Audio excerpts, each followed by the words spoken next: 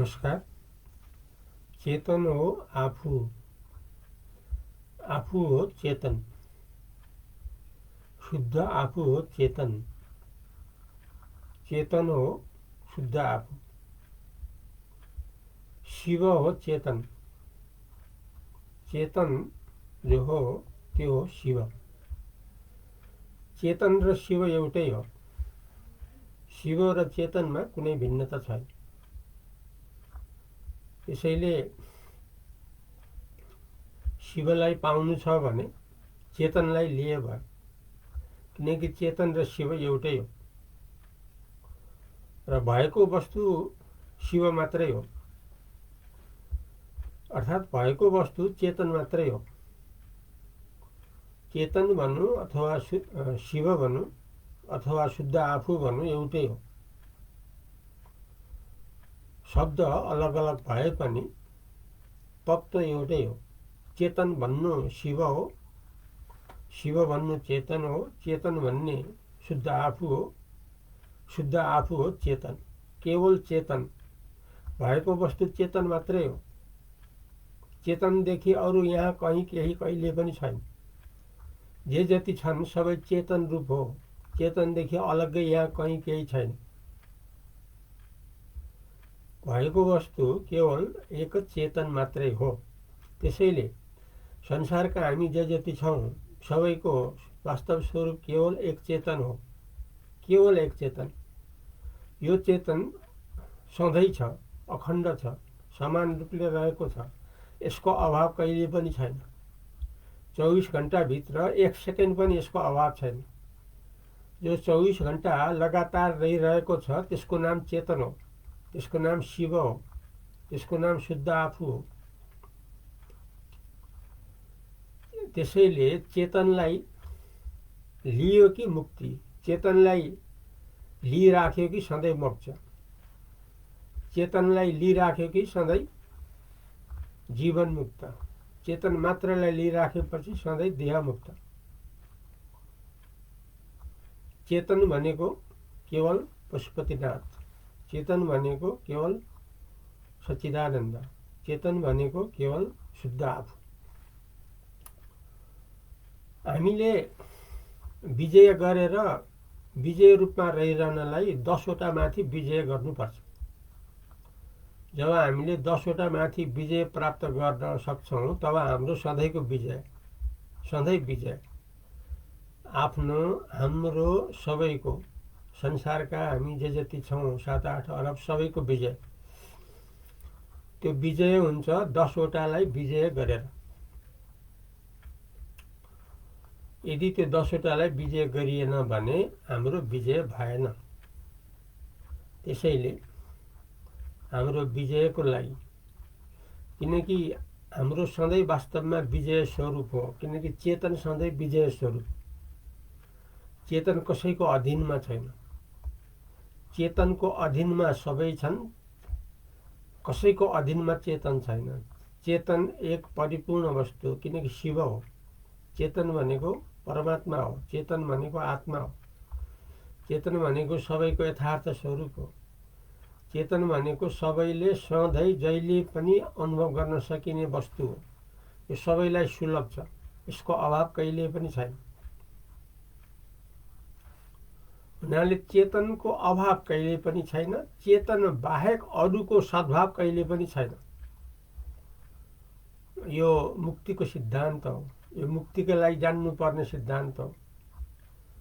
मुक्तमा रहिरहनु हुनेको अनुभूति हो। यो के अनुभूति हो अर्थात् के अनुभव हो भने चेतनको अभाव कहिले पनि छैन। चेतन बाहेक अरूको सद्भाव कहिले पनि छँदै छैन। त्यसैले सधैँ चेतन मात्रै हो। हर हालत चेतन थाहा रूपले रहेको छ। थाहाको अभाव कहिले पनि हुँदैन। थाहा भन्नु, चेतन भन्नु, शिव भन्नु, परमात्मा भन्नु, आत्मा भन्नु, शुद्ध आफू भन्नु एउटै हो। यसलाई लिइरहेपछि सधैँ विजय, अविजय कहिले पनि होइन, हार कहिले पनि होइन। किनभने सधैँ जित चेतनको हुन्छ, किनकि चेतन सधैँ सधैँ हो। पहिलाका दिनमा पनि, अहिलेका दिनमा पनि, पछिका दिनमा पनि। एकमात्र विजयको प्रतीक हो चेतन। यसैले हामी सबैको वास्तव स्वरूप हो चेतन। चेतन रूपले हामी सबैको विजय हो र यो सधैँ सधैँ सबैका लागि विद्यमान छ। चाहे यो शरीर रहोस् या मृत्यु आओस् या मृत्युको पछिको स्थिति होस्, चेतन सधैँ छ। यसको अभाव कहिले पनि छँदै छैन। यो निश्चित कुरा हो। यो संसारको सर्वश्रेष्ठ दर्शन शिरोमणि जो हो वेदान्तको घोषणा हो, उपनिषदको घोषणा हो, मुक्त ज्ञानवानहरू विश्वगुरुहरूको घोषणा हो। एकः ब्रह्म द्वितीय नास्ति। एक ब्रह्म मात्रै छ, अर्को दोस्रो कहीँ कहिले पनि छैन। एकः ब्रह्म द्वितीय नास्ति यो घोषणा हो। यो हामी सबैको घोषणा हो। संसारका हामी सबैको, जो हामी सधैँ विजय रूपमा रहिरहन चाहन्छौँ, यो हामी सबैको घोषणा हो। एक ब्रह्म द्वितीय नास्ति। एक ब्रह्म मात्रै सत्य हो, अरू दोस्रो यहाँ कहीँ केही कहिले छँदै छैन। त्यो चेतनलाई लिएर हुन्छ। त्यसैले चेतन यथार्थ हो। अब 10वटालाई विजय प्राप्त गरे यो सधैँ सुलभ हुन्छ।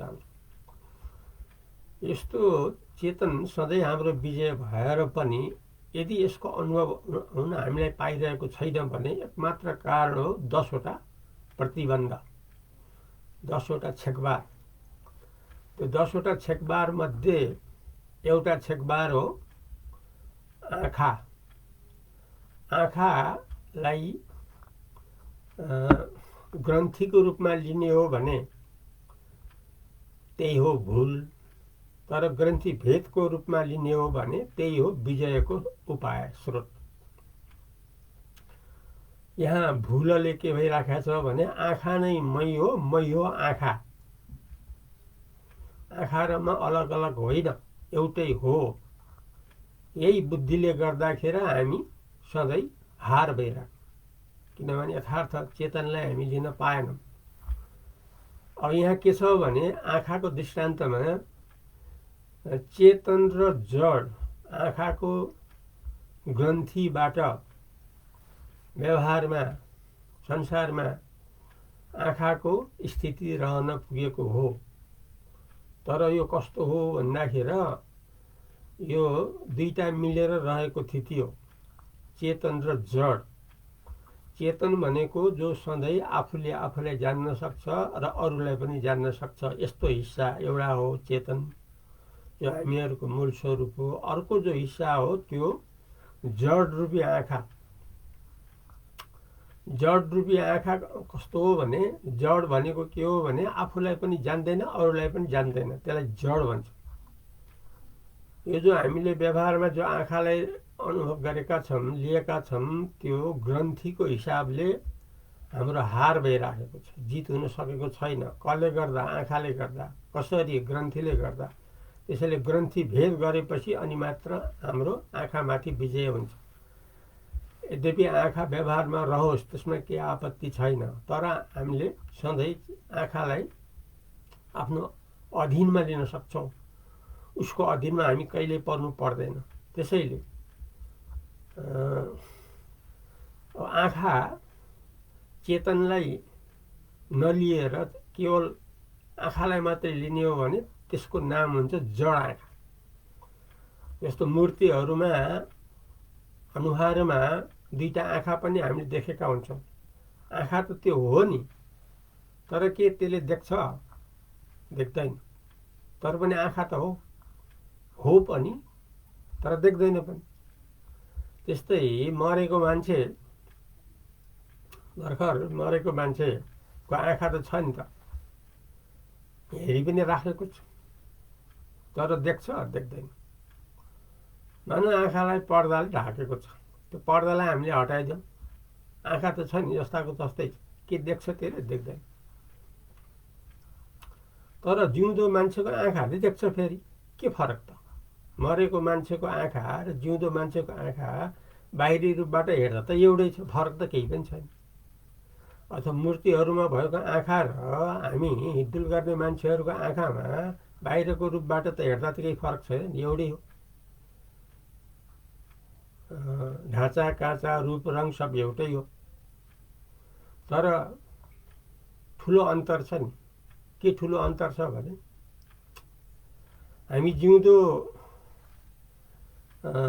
काको आँखाले देख्न सक्छ, मरेको आँखाले अथवा मूर्तिको आँखाले देख्न सक्दैन। त्यसमा फरक के छ भने हामी जिउँदो मान्छेमा चेतन छ, मरेको मान्छे अथवा मूर्तिको आँखामा चेतन छैन, त्यसैले उसले देख्न सकेन। तर हामीले देख्न सक्यौँ। फरक के पायौँ? चेतनको मात्रै फरक पायौँ, अरू त केही फरक पाएन। भनेपछि देख्नेवाला त वास्तवमा त चेतन रहेछ नि त, केवल चेतन मात्र रहेछ नि त। तर हामीले आफ्नो जिउँदो जो आँखा छ त्यसलाई चेतनबाट मात्रै त्यसको प्रभावले देखेको भन्ने कुरा हामी बिर्सिएका छौँ। बाहिरी जो आँखा छ त्यही आँखालाई हामीले सर्वसर्व मानेका छौँ। आँखा दुखे मलाई दुख्यो, आँखाले देख्न नसके मैले देखिनँ, आँखाले हेर्नै नसक्ने भयो भने म अन्धा, देखिरहे देख्नेवाला। जति आँखाको धर्म हो त्यो आँखाको धर्मलाई हामीले आफूमा आरोप गरौँ। भएको त एक आत्मा मात्रै हो नि, चेतन मात्रै हो नि। चेतन एक अद्वितीय परिपूर्ण परब्रह्म वस्तु हो। यहाँ चेतनदेखि कहीँ केही छँदै छैन। यदि हामी भन्छौँ यत्रो छ के हो भने ती सबै चेतन रूप हो। चेतनदेखि यहाँ कुनै कुरा छैन। बिना चेतन कसैको अनुभव हुन सक्दैन। र अनुभव भएको वस्तु जति बेला अनुभव भयो त्यति बेला मात्रै हो। फेरि अर्को चिजमा हामीले ध्यान लगायौँ भने अर्को चिजको अनुभव हुन्छ। पहिला देखेको जो अनुभव छ त्यो हामीले याद हुँदैन, किन त्यो जड हो नि त। अहिले हाम्रो आँखामा ध्यान गइराखेको छ, आँखापट्टि हाम्रो ध्यान केन्द्रित भइराखेको छ, कानपट्टि त गएको छैन। त्यसैले कानपट्टिको त हाम्रो ध्यान त्यतापट्टि हामी गएका छैनौँ। त्यसैले कानपट्टि हामीलाई त्यसको जानकारी छैन। किन हामीले अहिले हाम्रो आँखामा मात्रै दृष्टिकोण छ, किन हाम्रो चेतन अहिले आँखामा मात्रै लागिराखेको छ। त्यसैले आँखाको मात्रै अनुभव भइराखेको छ। किन? चेतनले गर्दा। त यही बेला हामीले कानपट्टि हाम्रो किन अनुभव हुन सकेन? किनकि हाम्रो चेतन कानपट्टि गएको छैन। जब कानपट्टि जाला तब फेरि कानपट्टि हाम्रो दृष्टि जान्छ, अनि फेरि आँखापट्टि हाम्रो दृष्टि जाँदैन। त्यसो भए आँखामा दृष्टि जाँदा आँखाको अनुभव हुने, कानमा जाँदा कानको अनुभव हुने, कानमा जाँदा आँखाको अनुभव नहुने, आँखामा जाँदा कानको अनुभव नहुने। कारण के हो?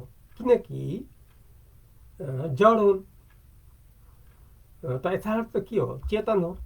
किन? चेतन जहाँ जहाँ फोकस पर्यो त्यहाँ त्यहाँ थाहा हुने, जानकारी हुने। जहाँ जहाँ चेतनको फोकस परेर त्यहाँ त्यहाँ थाहा नहुने। यसको मतलब के हो? यसको मतलब चेतन मात्रै छ। यहाँ चेतनदेखि अरू कहीँ केही छँदै छैन। संसार त जड हो, मुडो जस्तै हो। कसरी चलायमान भयो? किनकि हाम्रो चेतन त्यसमा लागेको हुन। आँखा चलायमान भयो किन? किनकि हाम्रो चेतन त्यसमा केन्द्रित भयो। त्यसैले चेतनको शक्तिले त्यो चलायमान भयो। संसार किन चलायमान भयो? किनकि हाम्रो चेतनको दृष्टि संसारप्रति गइराख्यो। चेतनको सत्ता शक्तिले संसार सञ्चालित भइराखेको हामी अनुभव गर्न सक्छौँ।